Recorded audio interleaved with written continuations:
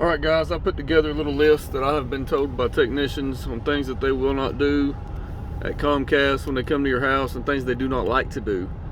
So, number one on the list, they do not move your furniture. If you call them out to work on your stuff and you have furniture that's blocking the outlet, it don't matter if you're 115 years old or 20, they cannot move your furniture for you. There's too much of a liability, they say. If they move the furniture and they break it or scratch your floor, that technician will have to call his boss and have to file a damage claim, and he could possibly get reprimanded for that. So let's move your furniture out of the way for the technician before he gets out there. Number two, they do not wall fish wires of any kind. That means they will not run a wire behind your wall. They can go through your floor into the crawl space, or they can go through an exterior wall, meaning a wall that leads to the outside of your house. They will not go behind your walls anymore. They quit doing that about 2 years ago. So do not expect them to wall fish your wires. Coax cable, network cable, or phone line, they do not wall fish lines, period. Number three, they are not allowed to get on your computer or your laptop anymore. In some areas, I don't know about all areas, but they say if it does not say Comcast or Xfinity on it, they cannot touch it. It's too much liability, so don't expect them to do that. Number four, they will not mount or put together your TV.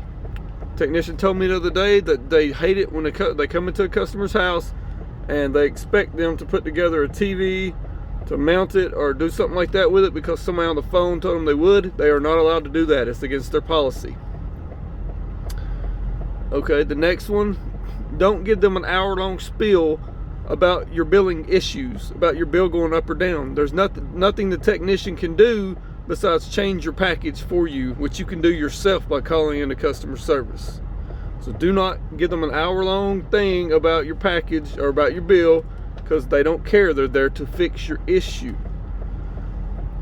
Another one that I've been told that is very important is to put away your dogs.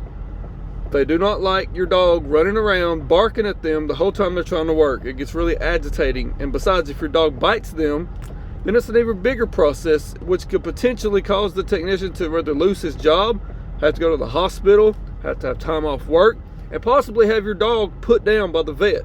So let's just put them in another room while they're working and don't let them run around and wreak havoc on the technician. And the next one, don't expect them to be happy about fixing your landline telephone jacks.